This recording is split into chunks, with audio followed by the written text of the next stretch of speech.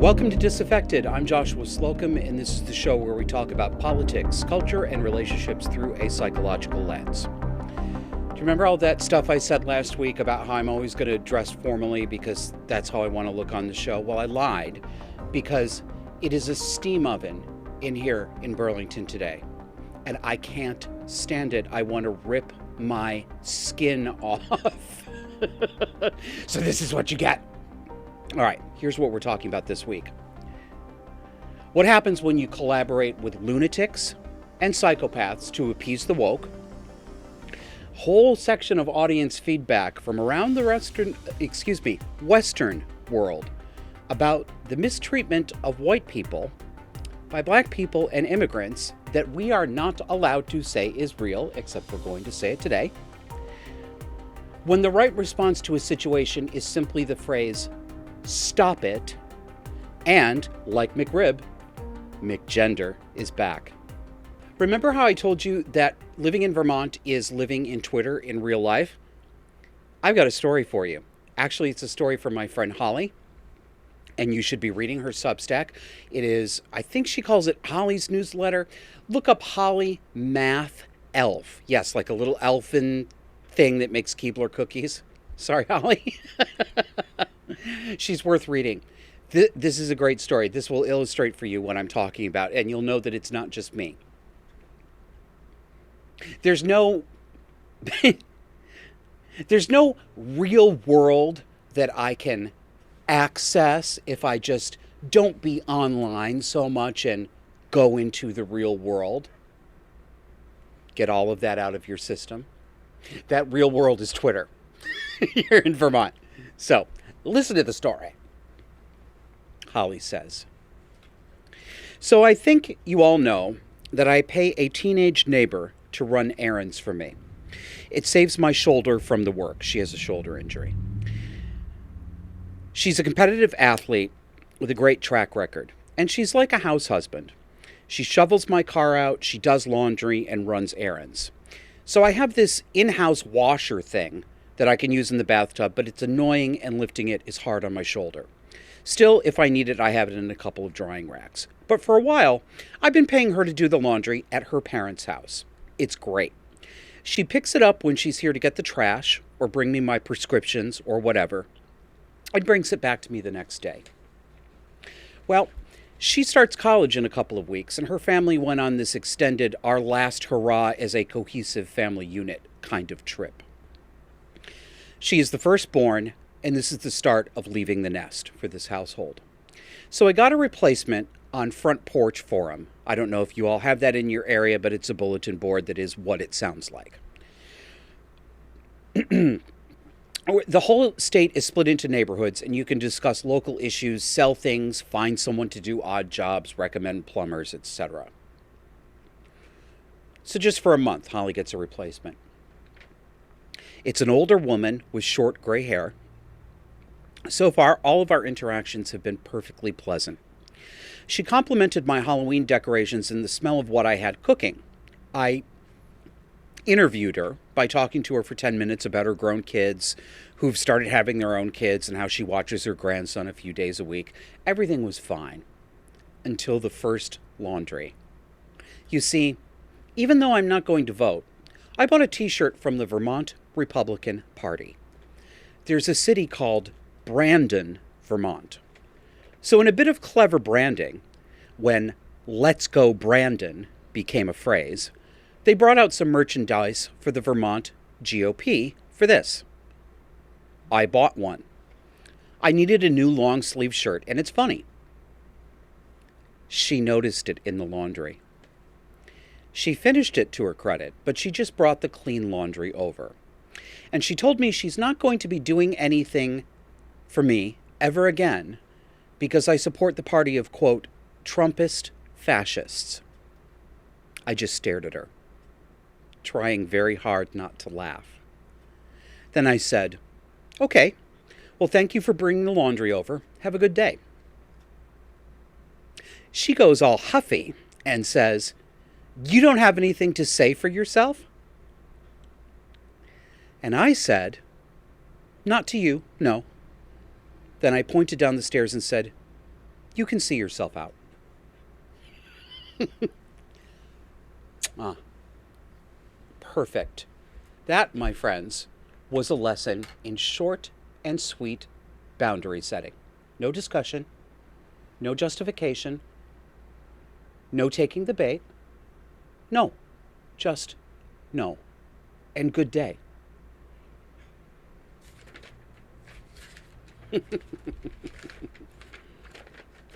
That's what it's like here, you guys. This really is what it's like. That kind of interaction, that's not rare here. This is one of the reasons why I actively avoid people. Why, even more than my normal baseline, and I'm kind of a recluse and a hermit, I am actively trying to make fewer and fewer trips outside of my house because I don't want to talk to anybody. This kind of thing happens all the time. All right. McGender. You know, somebody asked me on social media the other day what a McGender was, and I wanted to be all snotty and be like, why are you so stupid? McGender. Think chicken McNuggets. You know, it's a Mick thing. It's airsats. It's prepackaged. It's silly.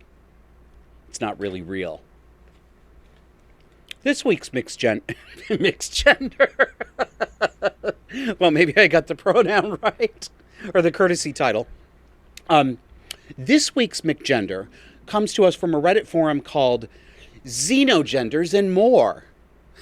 You know, it's like Carpeteria, welcome. Xenogenders, as in alien.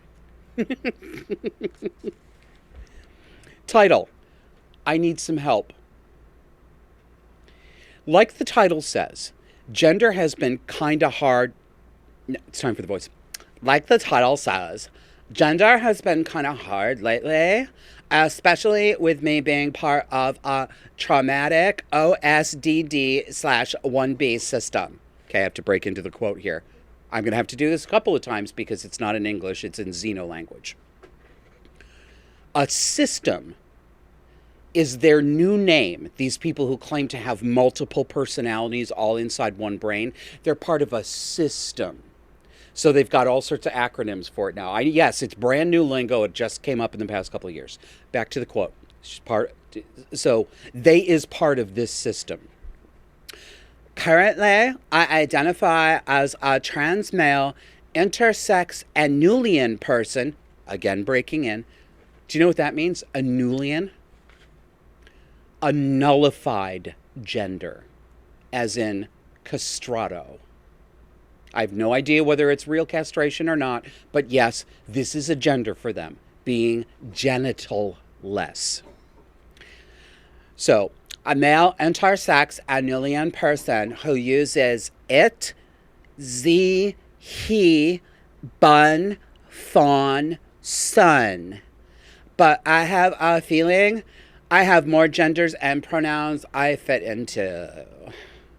I feel connected to wolves, ravens, crows, horror, blood, nature, cats, space, deities, angels, demons, and crystals. Any help would be lovely. Preferably genders more leaning toward masc, neutral energies, but I'll accept anything, to be honest. Sorry if I word anything weird. It's a little late for sorry, sweetheart. Xenogenders and more. We need to write the jingle for that. So as I said, the system is their new word. It's the new word to describe what they call dissociative identity disorder, or DID, which itself is the new name for multiple personality disorder, which is itself the new name for what we used to call split personality. Now, I want you to notice something. Notice that each iteration, each new name, is more euphemistic and less likely to immediately tell you what it's about. That is the progression of the euphemism treadmill. Compare this to cluster B. So today we call personality disorders, which have absolutely nothing to do with this xenogender, I'm sure. Today we call them personality disorders. Cluster B personality disorders. But here's the euphemism treadmill from the beginning when this started to be talked about in the Western medical and psychological literature beginning in the 19th century. We started with moral insanity, then we went to character disorders, now we're at personality disorders. So you see, with each step, we get a little bit less raw, a little bit less clear, and a little more medical and a little more vague. That's the purpose of these euphemisms. That's why I object to them as much as I do, the big ones and the small ones. I just object to it. It's about obfuscating the truth. So yes, Bun Fawn Self, you need some help, big help, because none of the things that you think about yourself are real, not a single one of them. Now, cast your mind back to the old days when comedy was legal. Remember that in those days, occasionally at least, Saturday Night Live was funny. Mad TV was allowed to be on the air. We had shows like In Living Color, which were all fantastic sketch comedy shows. Mad TV and In Living Color particularly. Saturday Night Live has always been hit or miss. Some seasons are better than others. Now it's, of course, terrible. But do you remember the old comedy sketch on Mad TV with Bob Newhart? He plays a shrink, a psychiatrist in a sketch, and the woman client, the patient who comes in, is played by comedian Mo Gaffney. There's a picture of it on your screen here. It's the one where he says, "Just stop it." So here, the conceit of this sketch is Mo Gaffney comes in as the patient, and she says, "I have this fear of being buried alive in a box. I start thinking about being buried alive and I begin to panic." She goes on and explains some of her morbid ruminations and rituals that she does to appease this fear. And Bob Newhart's just sitting there. And when it's his turn to respond, he says, "Stop it." That's it. Just stop it. He doesn't indulge it. He doesn't pretend that it's a complicated problem or that there's a magical secret technique that's going to take him many sessions to teach his patient. He just says, "Stop it." This sketch worked so well for a couple of reasons. It arrests us first because it's so mean. That's not what therapists are supposed to do. That's not very supportive, right? It's mean. It's not nice.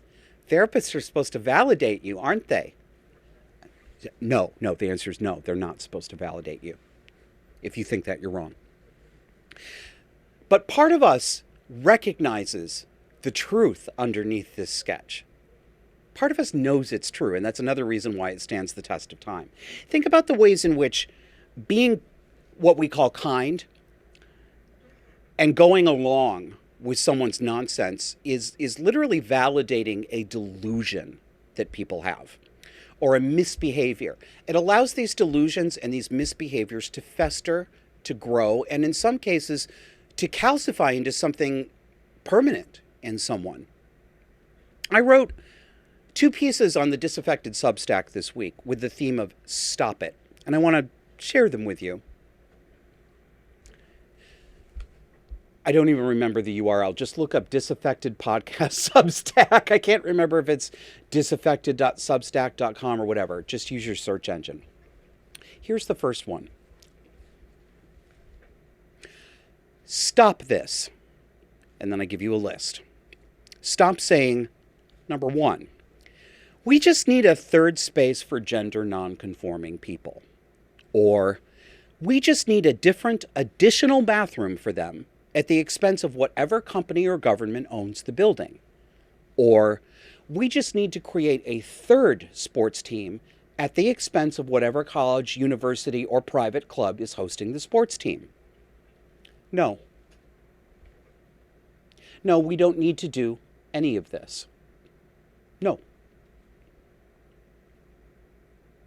We don't need to do any of that, and we never needed to do any of that. Does that sound a little shocking, a little confrontational? Well, It was never a moral obligation on the part of businesses, governments, passersby on the street to accommodate someone else's delusions. That was never part of the moral social contract. Be these delusions gender or the glass delusion, and if you don't know what that is, look it up. A malady of the idle rich between the 15th and 17th century in Europe. It is exactly what it says. A psychiatric delusion that the sufferer is literally made of glass and cannot move or he will break into a million pieces.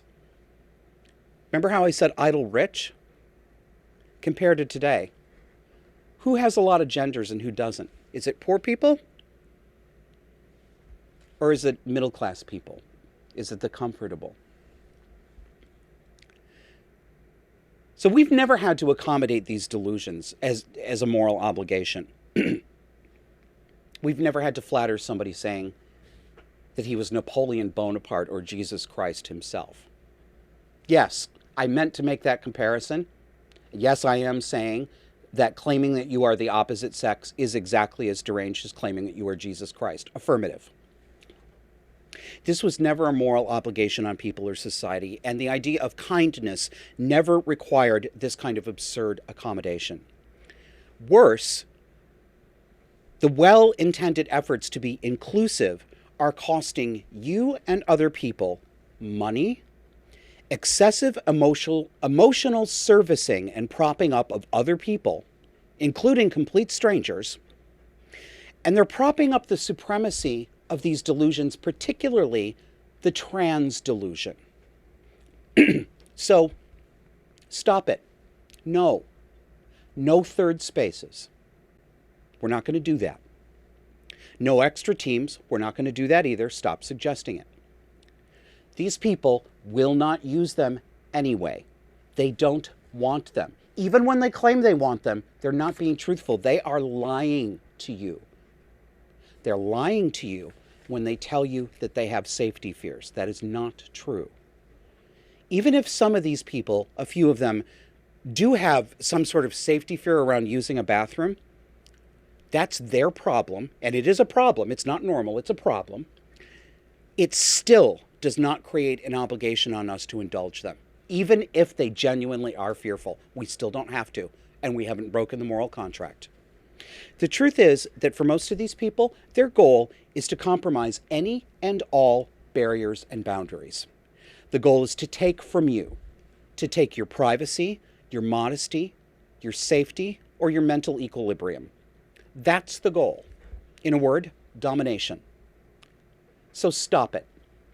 Stop being kind. It isn't kindness. It's collaboration. And I got one more. And to be fair, this is me telling myself, stop it. This one might actually be a little useful to you if you have a phobia. 10 years ago, I pulled over after crossing the Tappan Zee Bridge and took a Klonopin and cried for 20 minutes until the drugs started working. If you don't know why, take a minute right now and look up an image of the Tappan Zee Bridge, whether it's the old Tappan Zee that was destroyed or the new one that's been put in its place. Take a look. Maybe you looked and you still don't get why crossing that bridge would put me into a state of hysteria. And if so, that's a good thing. I'm glad that this doesn't afflict you. But some of you know what a strong fear of heights really feels like. By the time I was almost across that nightmarish 3-mile, see-through to the water far below bridge, I could only see in tunnel vision, and I almost passed out from fear. It was one of the worst times I've ever had with my phobia of heights. And that fear of heights has worsened with age. What I could manage at 27 became pretty much undoable by 35. I've missed flights because the only way onto the airport concourse was an open staircase suspended multiple stories in the air with no walls on either side, only to open onto a platform surrounded by barriers that are made of glass so that you can see all 3 or 4 stories down and feel like you've got nothing separating you from a fall into the abyss. Architects are sadists. Or at the very least, they're completely unbothered by the fact that some people are terrified to walk around very high, narrow little corridors over suspended platforms as if we were professional tightrope artists. I find the following things impossible. Taking escalators that don't have any walls on either side. You know, the open air kind that's suspended multiple stories and it just goes up there. There's no wall or anything. Same thing with staircases like that. Can't deal with glass elevators. That's another example of sadism on the part of architects. Atrium hotels, where all the rooms on every floor are on a balcony that they call a corridor or a hallway, and where there's no visual escape. No matter where you go, you cannot visually escape the fact that you are suspended 6, 7, 8, 9, 10 stories up and you can see all the way down. I can't do it. And worst of all are automotive bridges of any appreciable height. The higher, the more see-through, like these lattice guardrails that don't prevent you from seeing. I can't take them. But there is one bridge that I've conquered. And if you can, I'd like you to find your version of my bridge and see if you can conquer it too. The Crown Point Bridge is a suspension bridge over the lake that divides Vermont and New York State. And as such bridges go, it's a small one, but it does have, in miniature version, the features that drive my nervous system to DEFCON 1. It rises to a visible peak in the middle, high up, and you know, it appears from the base, like many of these bridges, to stretch into infinity, just higher and higher and higher. It's way too see-through. The guardrails aren't even solid. But I won't let this bridge defeat me, because if I do, it means I'm not just allowing my phobia to stay as bad as it is, I would actually be letting it get worse. So I've drawn the line at the Crown Point Bridge. I won't allow myself to pick a route around it. I won't allow myself to avoid it. And this takes more willpower than you might imagine, especially if you can't intuit what it's like to have a severe phobia of heights. But I was right to draw this line, and I proved that to myself last week. Not only has my phobia not worsened, but my fear of the Crown Point Bridge is significantly lower than it was even 2 years ago. So here's what I do. I'm going to tell you the embarrassing, childlike games that I play with myself to keep myself calm when I do this. Find some of your own. Yeah, these are baby steps, and they're babyish little techniques. But babies have to learn to walk before they can run. So that's what we're doing, baby steps. Number 1, I remind myself, and I do this, and if I need to, I speak this out loud the way I'm talking to you right now, to myself. I remind myself that no matter what my mind says, I'm not actually in any danger on this bridge. Number 2, I will be over this bridge in 45 seconds. That's all I have to bear, 45 seconds. Then I use distraction techniques if I need to. And mine is singing descending arpeggios as I go over the bridge. So, right? And then down each note of the scale, it has to go down, you know, so that I feel like I'm being pulled down to the ground by gravity. Told you, it's a psychological baby trick. And finally, I give myself direct and very stern reminders that I need to hold my composure. So I say something like, there is no danger here, Josh. You have a choice about whether to panic. Choose not to panic. This is a choice. There's no outside force that's making you feel any way. This is your decision, so make a better decision. Well, this past week I had to go over the bridge and I discovered a couple of things. One was a technique refinement. I used to sit in the parking lot at the base of this bridge and wait for every car to go by so that I wouldn't be stuck behind motorists that tootle along at 30 miles an hour. And I hate them. I'm sitting here right now. I want to break my pen in half. I hate them so much. You know how much I hate them? I roll my car windows up and I scream obscenities at them as they go by. Say, put, put, put, put, put. Stop making everybody else go slow and take 3 times as long to go over the bridge. Stop doing that. I don't let myself do this anymore. I don't let myself wait at the base of the bridge. I do not allow myself to pull over. I have to go directly from the highway onto the bridge, no stopping, no matter what, no matter how many cars are in front of me. Pulling over and waiting turned out to be actually anxiety-inducing. I was making myself afraid. I was psyching myself up to have a panic attack to go over this bridge. So the result, when I returned back over the bridge a few days later, My anxiety didn't go past 1 on a 1 to 10 scale. And usually when I go over a bridge like this, it's going at 5 or 6 and it peaks up in the red around 9 or 10 a few times. Didn't go over 1. And I didn't even sing arpeggios. So, what's your bridge and what are you going to do about it? See you after the break. You know how podcasters are always asking you to hit the subscribe button? Well, this is us asking you to take a minute right now and be sure you've hit subscribe on your favorite video platform. Click that notification bell too so you never miss our newest content. And don't forget to subscribe on audio too. We have audio-only content that you won't find on any video platform, so don't miss out. Do you like Disaffected? Do you like it enough to help pay for it? We'd love to have your support to grow and maintain this show. Donors get special access to our monthly Zoom Hangouts. They're off-camera and unscripted. We talk about what you want to talk about. There are 2 ways to join. Patreon users can go to patreon.com/disaffected or visit subscribestar.com/disaffected.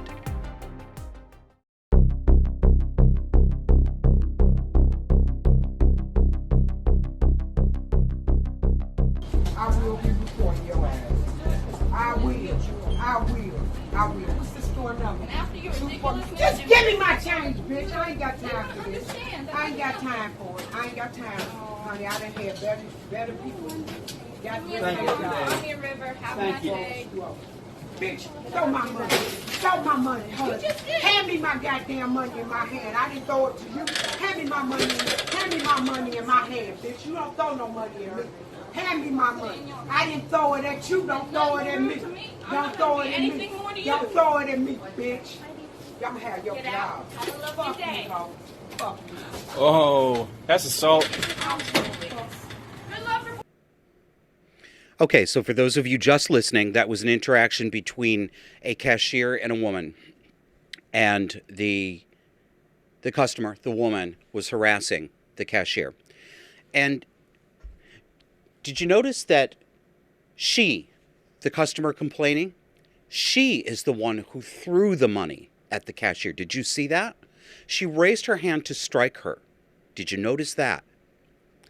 And then she threw the cash at the cashier and immediately started saying, "Hand me my goddamn money. Hand me my money, bitch. You gonna hand me my money. Why are you doing this to me?" It's my mother. It's slapping her child, shaking her child while she says, "Why are you doing this to me?" This is a good example of projective identification, which I've mentioned before and will mention again. That is a fancy way of saying you engineer a conflict with another person so that you can take the monstrous feelings inside of you, the nasty feelings, the anger, you project it onto the other person. It can't be inside you. It has to be that it's her. And then you engineer a situation in which she or whoever your victim is provoked into acting out or objecting. So then you have justified your projection. And you say, "See, he or she really was the monster I said they were." That's projective identification. It's a kind of reversal. And you see it a lot. You see it a lot in people who behave in cluster B ways. I'm going to spend some time talking about, reading your comments.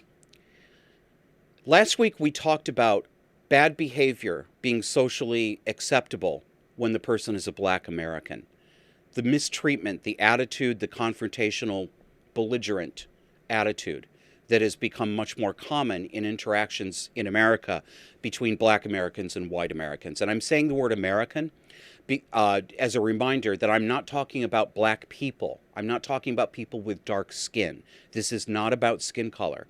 This is about Black Americans that I was talking about, not people from somewhere else who might have black skin. So this is actually about culture. It is not even a little bit about race.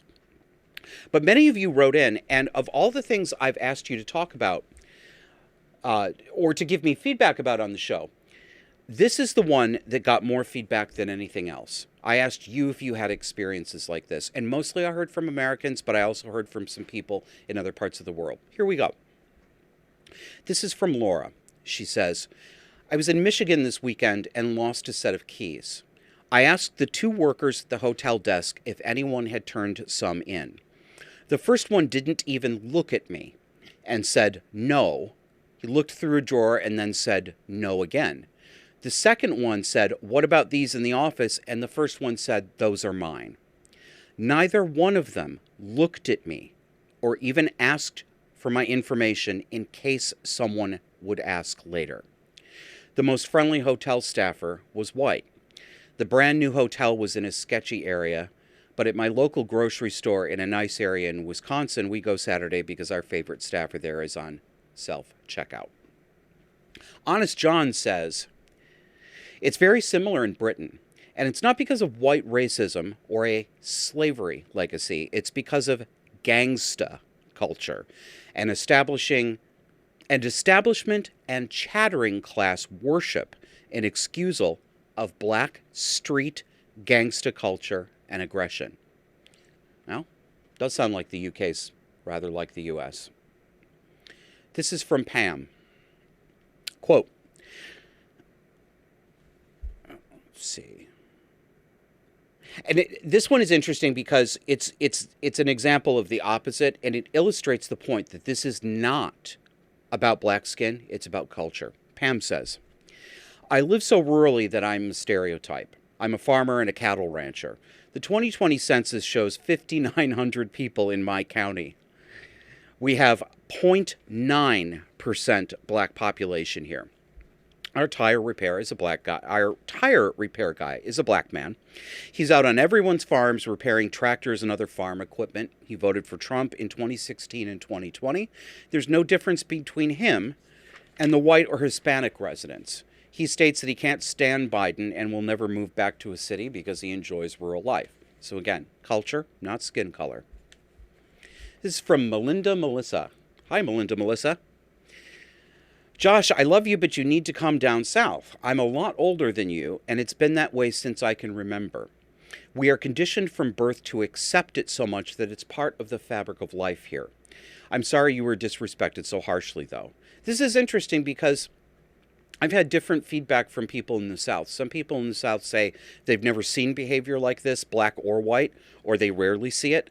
Many of the Southerners who watch my show asked or speculated if what I was talking about last week was a Northern thing, but some Southerners say that they have experienced this, and Melinda says she's experienced it for a long time. This is from the Flaming Bison. Nice name. Quote, it's sad to admit, but my wife and I actively have to think about going into places or purchasing things if there are multiple black people at the register. Multiple experiences with black people that have ended so incredibly poorly. And we both used to be Democratic, lesbian, bleeding heart liberals. It's become not worth the trouble to go out oftentimes, end quote. Thank you for saying that. And thank you for saying that you have both been bleeding heart Democratic, lesbian liberals. It actually does make me feel better because it's going to be real easy for people to look at this and say the cis white man is a racist. Well, I guess the rest of us are too. This is from, I'm sorry if I'm not pronouncing your name right, Sia Loves. I don't know how to pronounce the first name S-I-A. I don't know if it's Shia. I don't know if it's Sia. I don't know if it's bespoke for each person who has that name. Somebody will let me know in the comments. She says, Black American here. These sorts of people often hate their fellow black people too. Totally misplaced anger from their lives not going well. Agreed. Jose Dubois tells us, when driving back from school one time, a black driver tried to illegally pass me, and when we were stuck at a red light, they got out of their car, and I think I would have assaulted the car, and I'm sorry, there's some typos here, I'm going to clarify.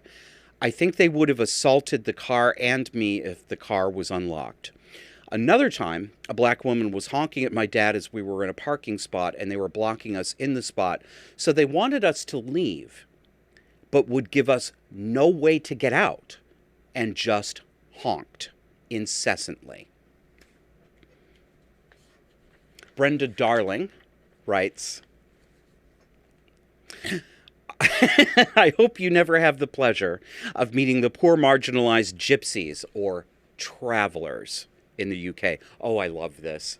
You know, I don't know anything except the bits and pieces that I read in media stories, usually in The Guardian, about the people that we're not allowed to call gypsies and that then we were required to call the Roma, and increasingly now are culturally required to call travelers. Isn't that cute? Notice that? Remember I was talking about the euphemism treadmill, how each iteration of the euphemism gets less and less tied to the original concept because the point is to take your mind away from it, to make you forget what you know. This is, gypsy, Roma, traveler. They're just traveling. They travel. This interests me because I have suspected, and again, I don't know if it's true just because one person said it, but I've suspected that all of the carping that I see in places like The Guardian about the oppressed Roma, that we're not allowed to call gypsies, and how terrible and bad everybody is to them, is exaggerated, and that there probably is a culture among these people of sleight of hand, shall we say. So, doesn't surprise me. This is from Melanie W. Josh, I could write pages of stories for you, giving you info like what was covered in the first half of your show. I'm from Savannah, Georgia, and it's always been bad here since the 70s when I was a kid. So I imagine how it is now. Name-calling, social abuse, belittling, over-the-top, reflexive, emotional behavior. It all goes completely unchecked in recent years. All the people running city government look the same as do all the people at the Social Security office, the tax office, the post office, public utilities, the Department of Motor Vehicles, and they are all absolutely giddy to treat us pale faces like gum off the bottom of their shoe. Not to mention the lies and revisionist history they are telling tourists and northern transplants about our beautiful city. I understand completely about Southern history, but believe me, there is really a lot of nuance and unexpected events that really could bring people together if the accounts were told properly. But they aren't. They are telling wild exaggerations and demonizations and then making everyone white the target for revenge. It's a sick social contagion. We got more, kids. From Envision XY. I am envisioning it. In Germany, it's the same with Turkish and Arab Muslims, Muslim men. Second or third generation in particular.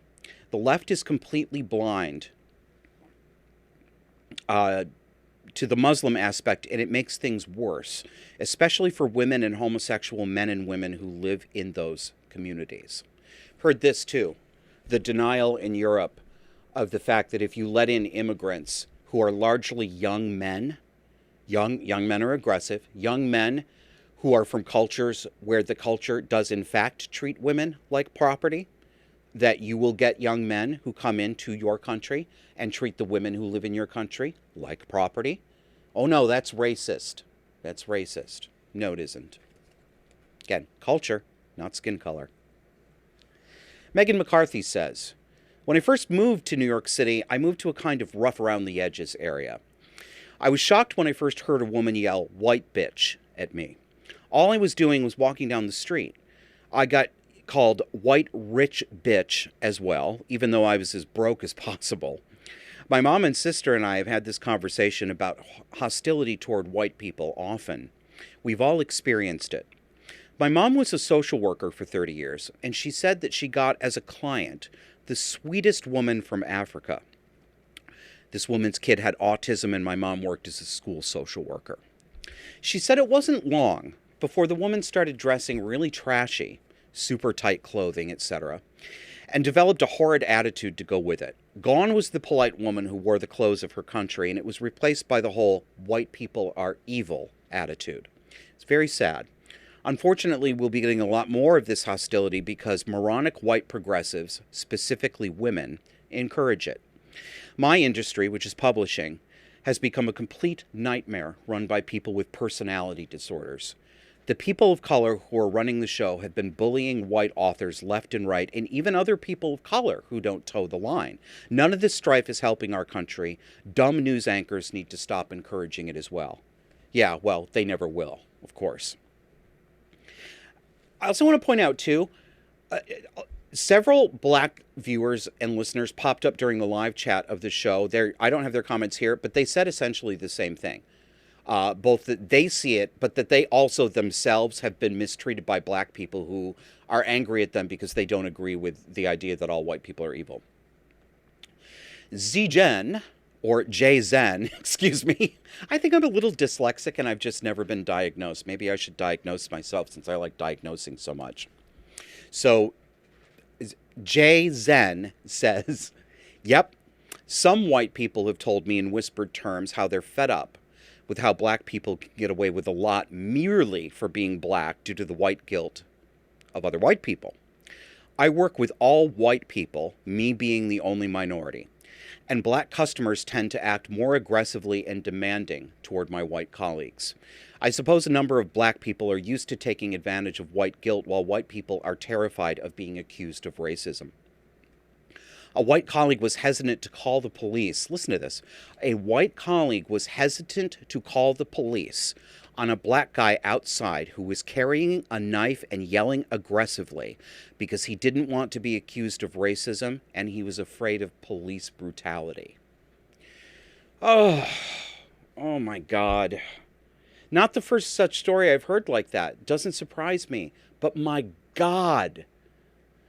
Do you need a better example of how we've been trained to not just our intuition and our instincts, but the basic, obvious things that they're so basic I can't even explain them? Like when somebody has a knife and they're waving it around and they're yelling aggressively, that you recognize that's a danger. And we're so culturally trained that people don't call the police because they're afraid that the guy who's about to stab somebody will be roughly mistreated by the police. So they're okay with allowing him to continue and probably stab somebody. It's so frustrating. A couple more here. This one comes from BB Gun. It's not only black Americans. I was in France 3 times to buy a house, and in the end, I didn't, because of the way black Africans behaved toward me, insulting me and then making it racist on my part. At the airport, I was sent back, I guess turned away, because my wheelie, cart, was too heavy. Then, the same employee let 3 African women through right after me with half a house strapped to their backs. This hostility has destroyed France. And this is from Ellen. Hi, Ellen. Good story. My dad and I visited the drive-thru a while back. The woman interrupted my dad on the intercom with, I'm going to do the voice, "You need to wait." We sat there in silence for another 10 minutes. That's an eternity in a drive-thru. For another 10 minutes, then pulled up to the window. We figured that the intercom was broken. She opened the window up and said, "I told you to wait." My dad drove off. Good for your dad, Ellen. You know I'm right about that voice, too. You know that I'm right. "I told you to wait."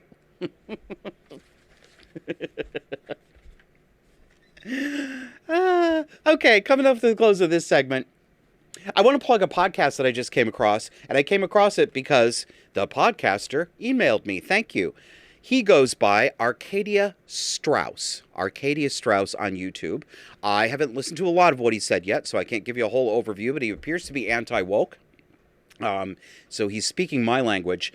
And he did a 2-part episode that I've listened to some of it, and I suggest you do too. If you are looking for content, podcasts that are fighting this wokeness, he reviewed 80 of them that he's found on YouTube. Some of them I know, but the vast majority I'd never heard of. So there's going to be a lot of content to dig into. The episode that you want to pay attention to with him is from July 1st, 2022. And he reviewed Disaffected, and I thank you very much, Arcadius Strauss, and thank you for contacting me at the show. As we close up here, I want to ask you for your support. Would you donate to Disaffected? Will you help us grow? We'd really appreciate it. A couple of ways to do it. If you want to subscribe in some way, you can go to patreon.com/disaffected, or you can go to subscribestar.com/disaffected and pop your details in and you'll be on the list. We've got blog posts that go up there too, but one of the things you get as a member is the ability to come to our hangouts. We have a monthly Zoom hangout that's private, not recorded, just for donors and supporters. And last week we watched the John Waters film Female Trouble. Usually we do discussions, but sometimes we do movie night. So thank you very much. We will see you on the other side. You know how podcasters are always asking you to hit the subscribe button? Well, this is us asking you to take a minute right now and be sure you've hit subscribe on your favorite video platform. Click that notification bell too so you never miss our newest content. And don't forget to subscribe on audio too. We have audio only content that you won't find on any video platform, so don't miss out. Do you like Disaffected? Do you like it enough to help pay for it? We'd love to have your support to grow and maintain this show. Donors get special access to our monthly Zoom hangouts. They're off-camera and unscripted. We talk about what you want to talk about. There are two ways to join. Patreon users can go to patreon.com/disaffected or visit subscribestar.com/disaffected.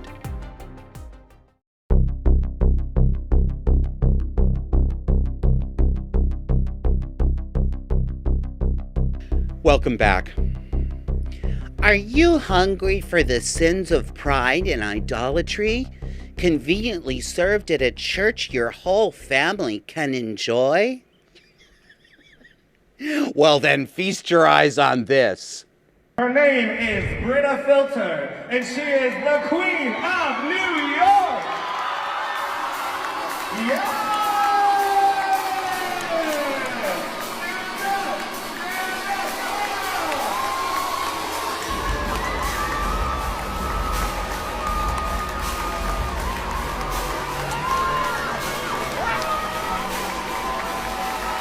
Wait for it. Look at that ass.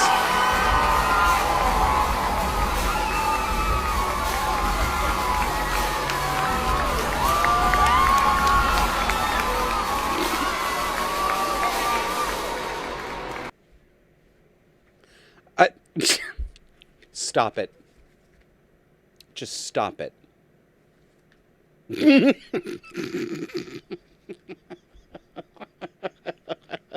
If you couldn't see that, this is a church in New York City, and I'm just going to take a guess. But it's either these goddamn Unitarians or the United Church of Christ, because they're all completely woke. It's a church in New York City, and the camera looks... Sorry, I wish I had my friend Tasha here. I always forget what the parts of the church are. I know there's like a nave and a chancel and a choir, and I don't know what any of that is. I always forget. So the camera looks back up the aisle between the pews, and this queen comes marching in, swinging his hips back and forth, full drag, treating the aisle as a catwalk, as a modeling catwalk, and then gets up. Listen to me. Gets up near the altar. I was going to say gets up on the stage because the altar has become a stage, has it not? And then launches into a routine and the clip stops. Did you see this crowd? Did you look at all these people in church? All these liberals? First of all, did you notice how badly dressed they were? I'm looking at them again right now. Maybe it's turn around. Look at this guy introducing his rainbow shirt and his sloppy appearance. Nobody's dressed for church. They're all dressed for me. And look at all the masks. Did you see the masks? Woo! Woo! Woo! Now, I'm not a churchgoer, as you know. But isn't church supposed to be about glorifying God, not the self? I think I'm right about that. Where's the glorification of God or the divine, the holy? Or, if you prefer, that which binds us all together as humans, that we come together once a week and try to share in with each other? I don't see any of it. I see pride and idolatry. I think that's idolatry. I think that's what's going on in these churches. I think that they are making themselves God. It's worship of the self. It's narcissism.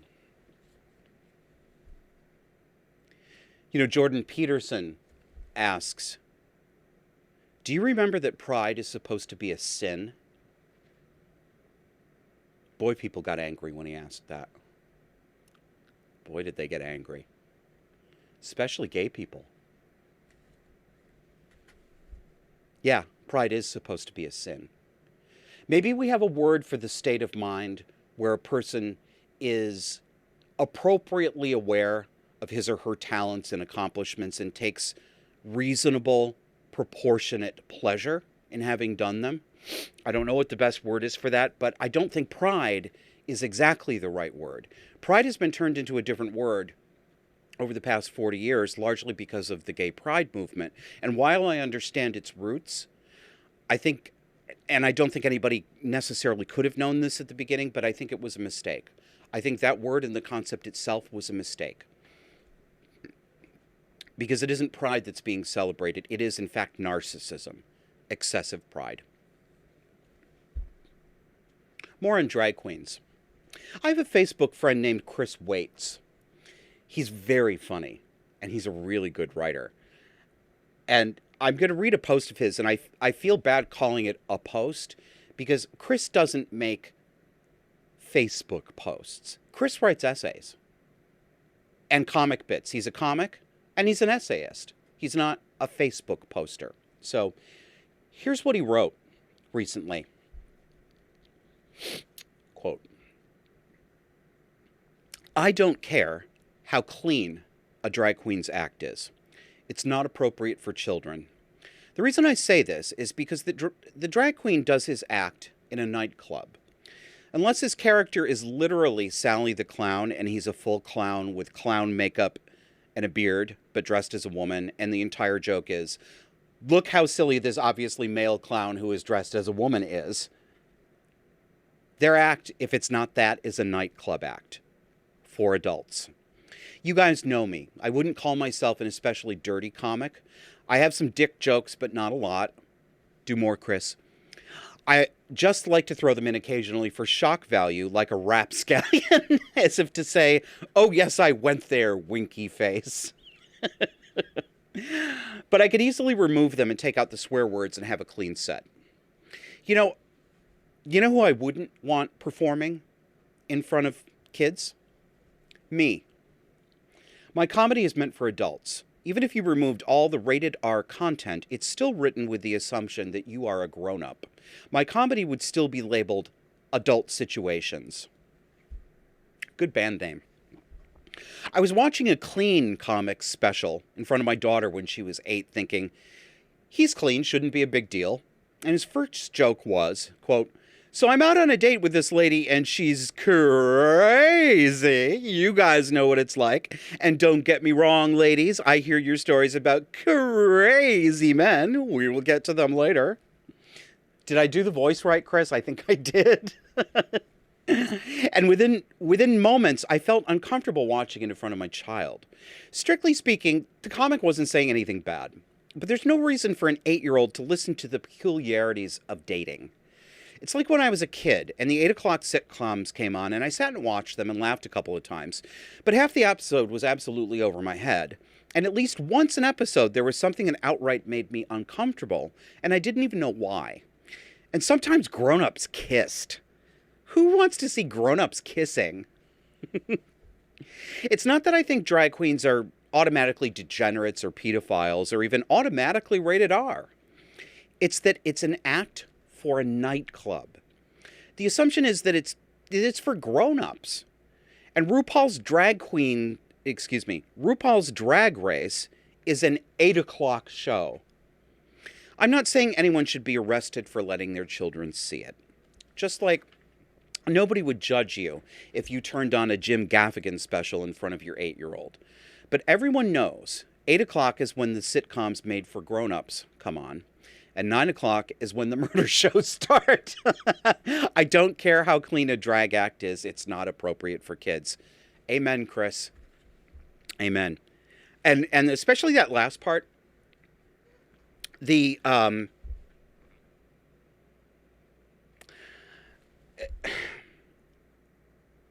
fact that it doesn't have to be outright dirty perversion to be inappropriate for kids is a really good point.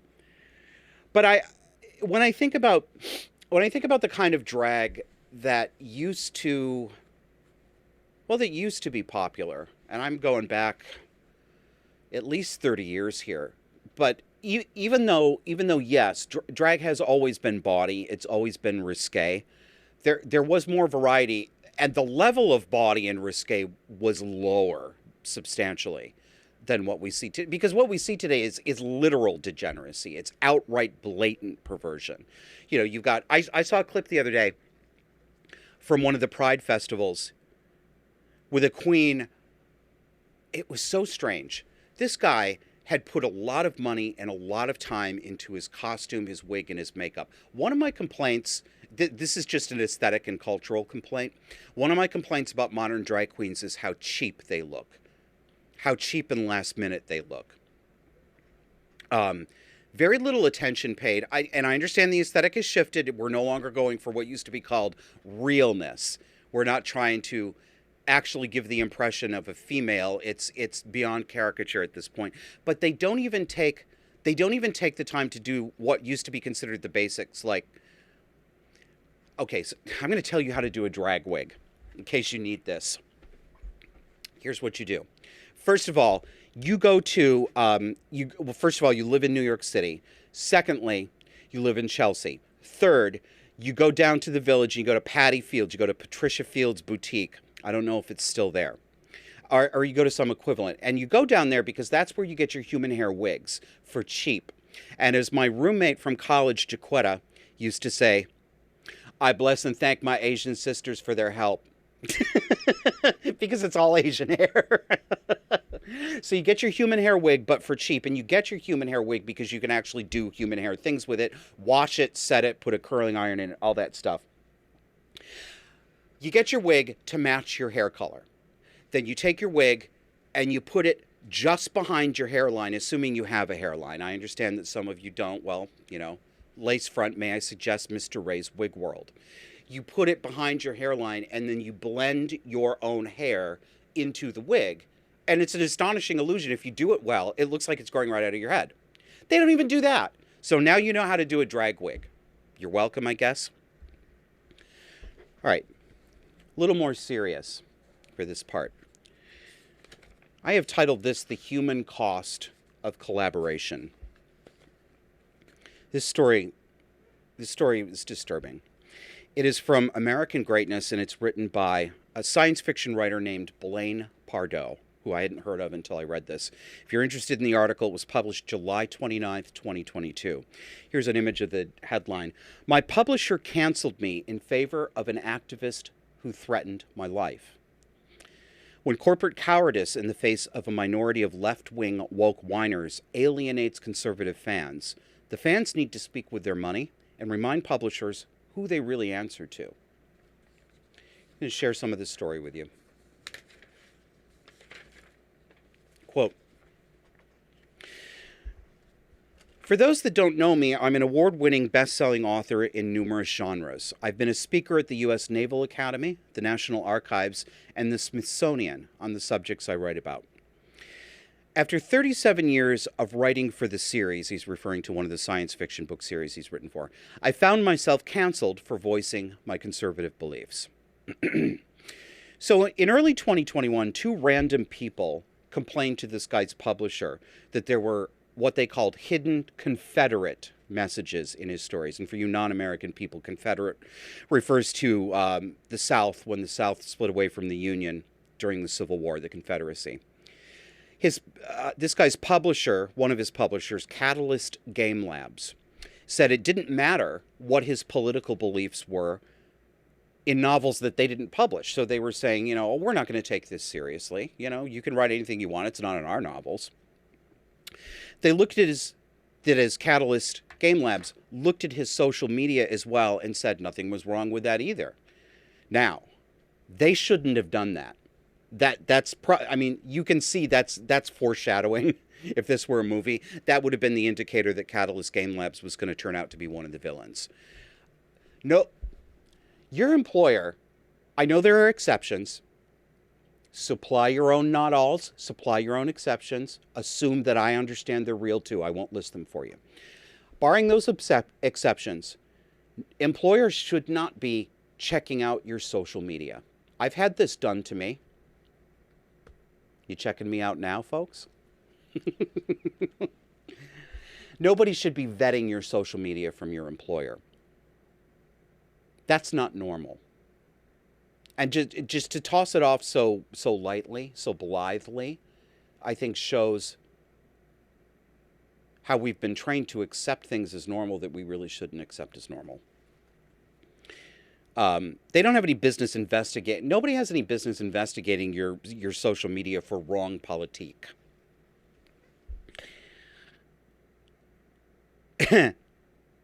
More of the story. Quote, one of his publishers, offered one of the protesters, the guy's protesting this guy, an opportunity to publish a short story in hopes of appeasing him. I warned the company that the man was an online stalker who had been harassing me for nearly 2 years. Later, law enforcement would discover that this man was using a false online persona, that of a self-proclaimed lesbian nurse who was adopting 2 children. Catalyst Game Labs ignored my warnings.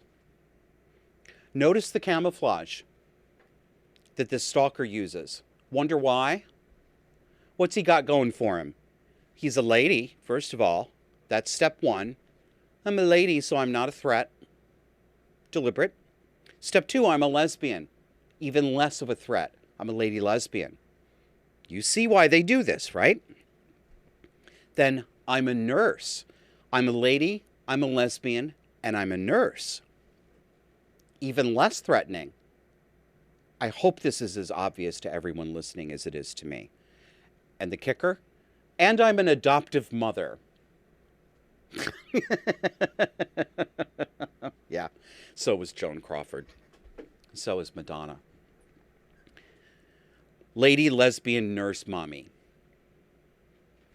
Oh, I bet she's really nice. Back to the story. What? No, not back to the story. You never appease these people. Never. Never appease these people. Not even a little bit. Not even linguistically. That is always a mistake. They will never be satisfied. What you think you're offering as, you think, you know what, I'll give up a little bit. I don't think they have a legitimate complaint, but I'll let them think that I think they do, and I'll give them a little space because then they'll be satisfied and go away. If you believe this, you are thinking like a normal range person with a normal personality structure and a normal, stable mood. You are not dealing with people who are normal like you. You are dealing with severely psychiatrically disturbed people.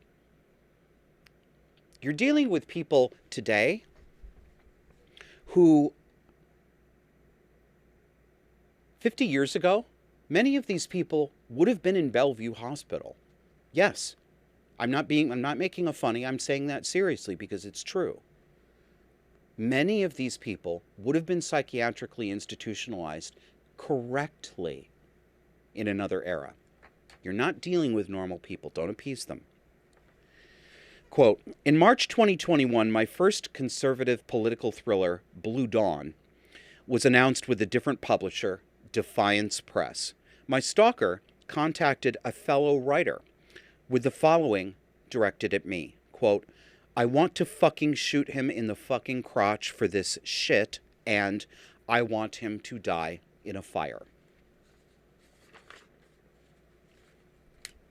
The police got involved, and after an investigation, a judge put a protective order in place because of multiple threats. In reality, remember, lady, lesbian, nurse, mommy. In reality, my harasser was a 39-year-old man living with his parents. He had been fired by his previous employer for issuing terroristic threats. He was charged and pleaded guilty. The man was a convicted criminal. I moved on.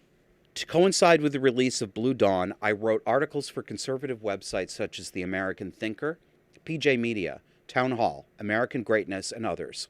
I made it clear to Catalyst, that is Catalyst Game Labs, I made it clear to Catalyst executives that I would mention my stalker in some of these articles as an example of woke extremism. Catalyst president replied, I would do the same thing if I were you. After this, a whole bunch of other people started protesting and smear campaigning Mr. Pardo online, and they complained to 3 other publishing companies that he'd worked with as part of this smear campaign, this online smear campaign. Quote, the smear campaign was led by the man who had threatened my life. I was told that the fanatics asked my publisher to make this go away. My publisher's solution was to inform me that he would no longer publish my work. Well, naturally. So then Mr. Pardo asked his publisher if they had verified that this campaign wasn't just a bunch of sock puppet accounts created by his stalker. Wasn't an AstroTurf campaign. Had they actually determined that a number of different individual people of any significant size were interested in protesting him. They said, that is, the publisher said, that didn't matter. They also said it didn't matter if the author's quotes, his quotes, were taken out of context. None of that mattered. Quote, I asked how other Catalyst contract authors and artists voiced radical progressive opinion. No, excuse me, let me start again. I botched this quote. I noted how other Catalyst contract authors and artists voiced radical progressive opinions far more offensive than anything I had ever posted. My publisher indicated he would look at some of them. Conservatives tend not to complain, while the left sees offenses everywhere. Correct. Final quote here. He, the publisher, informed me that my beliefs were alienating half his customers. I pointed out that sales and ratings for my latest novel were on par with previous works. He then told me sales didn't matter. End quote. This is what I'm talking about when I say I don't believe that money is the great motivator that most people believe that it is. I do believe it is a great motivator. It is one of the great motivators, but I do not believe it is the supreme motivator. I believe that something in the neighborhood of narcissistic gratification is an even stronger seducer than money is. But I talked about this last week, that companies are literally willing to put their bottom line, the profit they make, the very reason they are incorporated as companies, they're willing to put that second to servicing these narcissists, to being seen as woke, to being seen as good. And they'll do it even if they have shareholders. That's what Twitter's doing. The shareholders don't seem to mind. Now, money is not the greatest motivator. Something psychological is. These publishers that Mr. Pardo has been mistreated by, they didn't merely let him down. They did let him down, but they didn't merely let him down. That it's not the biggest of their sins. They actively cooperated with a likely terroristic psychopath who had already been convicted in a criminal court of making terrorist threats, of threatening this man's life. They cooperated with the psychopath. They offered him a spot to publish his story. They did what he said. They fired the bad man. Because a psychopath wanted them to. This is what collaboration is. This is what collaboration looks like. It's not just turning a blind eye. Turning a blind eye is part of collaboration, but it's not all of it. This is actively succoring evil. Actively. Doing it with pleasure. I need to stop lunging at you every time I do this. I get so excited. I'm like, rah, rah. Especially when I criticize other people doing that. I'm such a hypocrite. So, I leave you with these questions. Are you going to collaborate? What will you do if this happens to someone that you know? Will you say anything in her defense? Will you take a hit to your own personal reputation in order to defend him from an unfair accusation? Will you risk it and stand up and scream when some violent lunatic tries to destroy your colleagues or your friends? Have you actually asked yourself these questions explicitly? If you haven't, I think you should. Do you know the answer? See you next week.